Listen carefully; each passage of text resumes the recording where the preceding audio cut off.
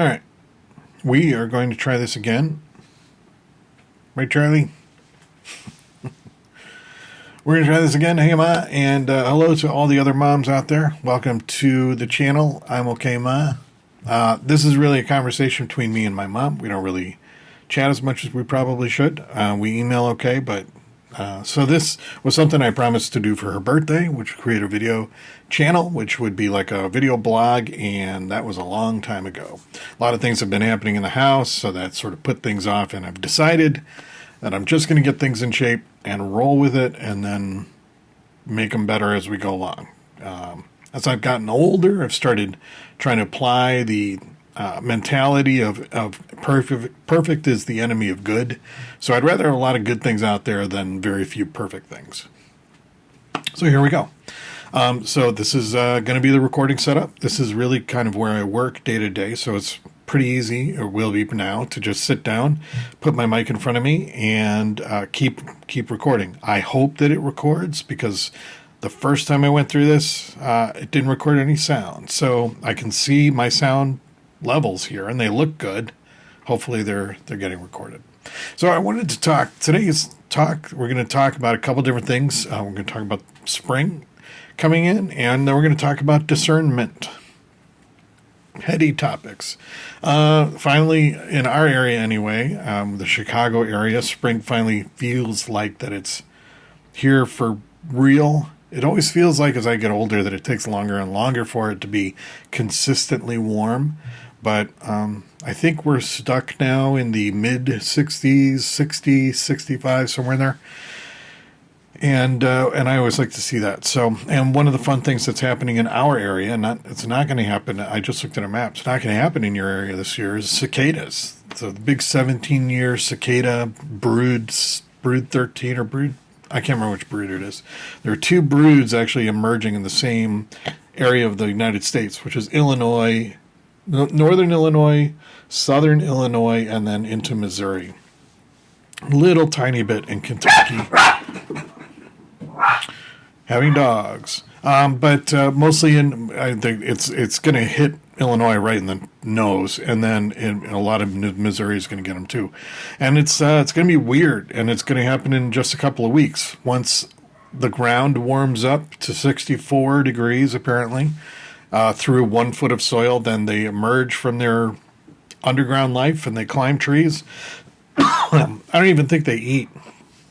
They're just up here to mate and make more cicadas and lay their eggs in the ground, which begin another 13 or 17-year cycle. For a bug, 13, when they come out, they're 13 or 17 years old, which is was weird for me. I don't think bugs should live that long. So I don't know. They're very strange. Maybe they spend a lot of time as like a worm. I don't know. That seems like a long time. I mean, since I've been alive, 17-year cicadas, that's like only 3 broods. That's ridiculous. And again, you're not going to see them. I don't think you see them until 2038 in your area when I'm looking at the map, and I'll throw that up on the screen here for you. So the basement here, I'm back in the basement, which is amazing, and it's also chaotic, and it's so amazing that I don't mind the chaos. But I'm also not going to give you a tour of the basement yet. So once things are put away more and in shape, then on a further, later episode here, I'll take you around and show you the sound studio and then the workout area and stuff, because I have the whole walkout basement basically to myself, which is incredible. Okay, so we're going to talk about discernment. And the reason we're going to talk about that is I know that you come from a generation that did not, that discovered the internet very late in life. And not that it was not there to be discovered, that it was there to be discovered. It was not there to be discovered until, later in life. And so culturally, that's probably something that was very difficult to deal with. I mean, when I was growing up, there was no internet. We were outside. We weren't staring at our phones or anything like that. It still blows me away when I see, even Lori, who is not the next generation. She's only, it's like 7-year age difference there. She's stuck at her phone in a way that I can't be. I can't exist like that. So I understand it. I understand that cultural, because Generation X, we're sort of in the middle, right? And so we see both sides of that world. And I'm just going to come out and say that most of the stuff that you find on the internet is not going to be true. If you are, unless you're going to the Library of Congress or you have a question on how something works, like in the world of physics, and you go to physics, the physics arm of a college or something, or white papers that have been published, people's blogs and a lot of news reporting, especially anything on Facebook, is just going to be garbage. There's so much right now. You talked about society being on, you didn't expound on it, but you talked about society being like on teetering on the edge was basically sort of the impression I got from it. And I think a lot of that has to do with well, let me back up a little bit. I think that people have a natural tendency to try to find explanations within their realm of understanding to explain things they don't understand. Contrails is a great example. And I know that you've brought that up too. The idea that for some reason the powers that be have decided and only after airplanes started flying above 30,000 feet, because they don't appear lower than that, that we're going to start gassing the population for some reason. For some reason that obviously is not working. We are still producing an amazing number of humans across the planet. I don't know what that's supposed to accomplish. But the reality of that is that's not true. That's people looking at something and trying to figure out in their mind, in their realm of understanding, well, what could it possibly be? It must, because they know crop dusting. They've seen that. So it must be the same thing. And it's very much not. In physics, just speaking specific to that, in physics, when you have two temperature extremes, put them together, water condenses at that border. It happens when you have a glass of soda with ice in it, and it happens when you go outside in the winter and breathe out of your mouth.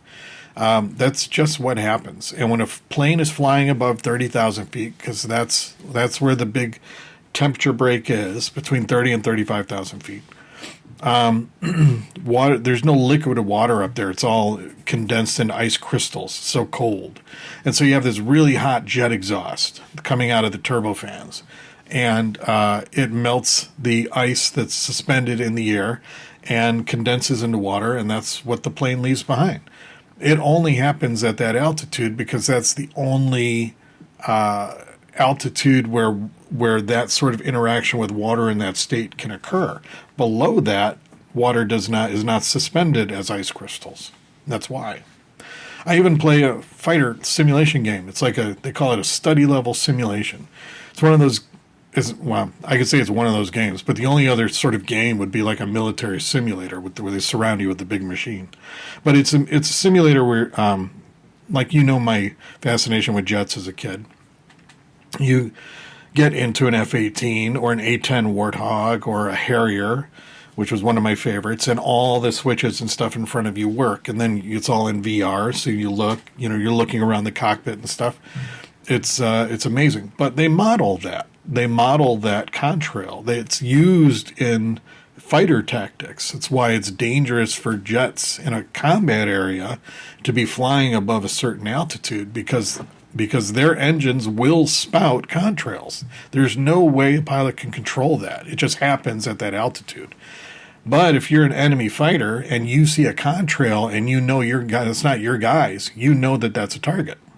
So it's a real thing with real consequences in its specific situations. But the point of it is that it's not something that you can just look at and say, not that you do it. This is something you got from somewhere. But that somebody could just decide, oh, well, obviously it's the government spewing chemicals on us. But even if you were going to do that, if you were the government and you wanted to gas your people or distribute some sort of chemical, You do it in the water supply, or you do it in some way that would guarantee contact. Throwing vapor 30,000 feet in the air is not going to guarantee that it's going to land where you want.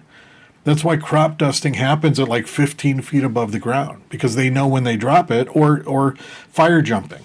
Those planes that throw all that sawdust, that wet, whatever that garbage is on forest fires, they're flying right above the treetops.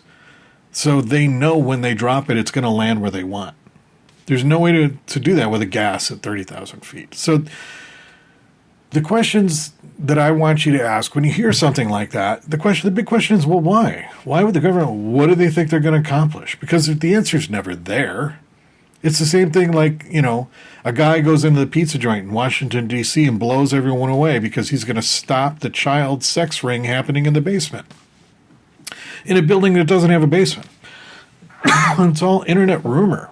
And it's like nobody, the people that fall for this stuff, it's like intellectual laziness. There's never any, well, I'm going to find out. I'm going to do some research. And then doing research in a correct way. There's a big thing with confirmation bias. Confirmation bias is huge, especially in my age and older. People they form their opinions, right? And then they look for information that will support that opinion. I go completely the opposite way. I try not to have an opinion. I try to get information from all sources so that I can try to figure out the fact. Because I don't want to have an opinion about facts. I just want the facts to stand on their own. I don't have an agenda for facts. The sun is going to rise. I don't care one way or the other. And it rises because physics and the way the solar system works and has to do with our orbit. And, it's late. It rises later in the morning, one, because of the stupid time change thing, but because we're pointed, slightly away. Well, actually, we're pointing away from the sun in the summertime. We're just closer in the orbit. I don't want to get off on a tangent. What I'm saying is that you have to be able to, and it's the general you. I'm not pointing at you. You have to just be able to approach everything from that time of when you were a professional magician. Magic illusionists take advantage of, it's like a core principle of how magic is done, is the idea that people will look for the easiest explanation within their realm of understanding. When I can't remember who it was, Brett, whoever produced those tropical birds, he's not pulling tropical birds out of some neighboring plane of existence, but that's the illusion. And he can't possibly be wearing it, some sort of harness or whatever. He can't possibly, it's like, the magicians take care of how things look. When you were in the zigzag, the obvious answer that your body was being contorted in ways that were physically impossible. Well, that's not what's happening, but that's how it seems. Those are principles that are critical to the success of a magic show. Well, the people that are spewing this nonsense, they use that same principle, that people look for the most obvious answer within their realm of understanding. So you can't allow yourself to do that. You can't, look at Obama and say he's an antichrist. He's done nothing. He's done nothing. The country was doing great. He did his job. He went peacefully into retirement. Now they do films on the black experience and stuff. He has nothing to do with mass amounts of people anymore. Conversely, you look at, the golden idiot. It does everything that you would expect an antichrist to do. Trump got up on, in a speech to the VA in 2018 and said, "Don't believe what you see and what you read." It's ridiculous. I was thinking about it this morning as I was thinking about notes for writing this. And there's a whole thing in the Bible, which I know you're a fan of, where, Moses has gone up to talk to the burning bush, and he comes back with some answers, and, the people, I don't know how long he was supposed to have been gone. The people apparently had enough time to create a whole golden calf. I don't know why they're carrying enough gold to make a golden calf, and then they have to make the molds, and then they have to wait for the gold to cool. Crazy. He must have been up there for months. So he comes back and they're all worshiping the golden calf. Well, do you think Trump would be like, no, don't do that? Or do you think he would be like, oh, I love that golden calf? Because you look at any picture of him in where he's living, and it's on his golden toilet or in front of his golden elevators, or how everything in his stupid apartment looks gold.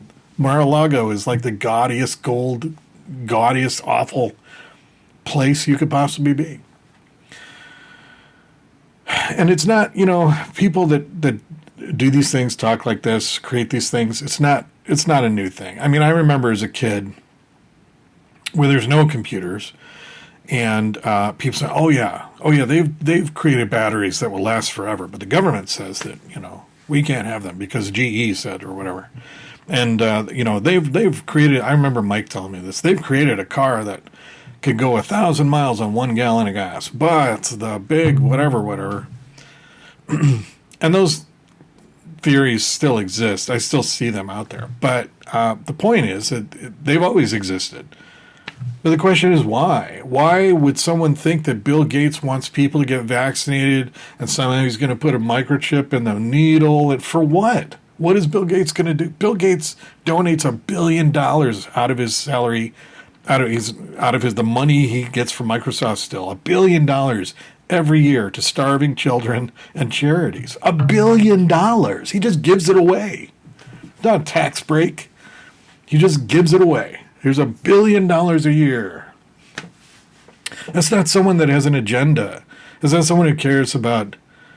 One is not even someone that knows anything about vaccinations. So how he got wrapped up in that, it's ridiculous. That stuff is not a product of the internet. It's been around forever. But before the internet, those people were confined to basements and public parks, standing on boxes and stuff, talking to 12 people. What the internet did was give them a platform to put them in front of millions of people. But it doesn't make it true. It's far from truth. And I don't want to see you get sucked down that rabbit hole, because you're smarter than that. And that's just none of those things ever pan out. None of the horror stories, stuff to be afraid of, airplanes spewing chemicals, people talking about whatever, none of it has ever paid off. It never turns out to be true. Not to keep going back to politics, you think about Mike Lindell and the pillow guy, right? How every week he was going to pull out, oh, I have the information, it's going to reverse the election, it's going to come out next week. It's still not out. Just, keep making donations to me. That's all that's about. It's just about making money for the people in power. So, we have an opportunity to choose different information, to find our facts from different sources. Don't have an agenda for facts. Don't have an opinion about facts. Facts exist. The sun is going to rise. Doesn't matter how you feel about it. Doesn't matter what your politics are. And you can't say it's not going to happen because of Bill Gates, because it'll happen tomorrow. So that's it, Mom. I'm all set up to keep these things going as long as my equipment keeps cooperating with me. And I'll be able to put these out pretty easily, pretty regularly. So that's it. Love you. Hope you enjoyed the first one, and we'll talk to you soon.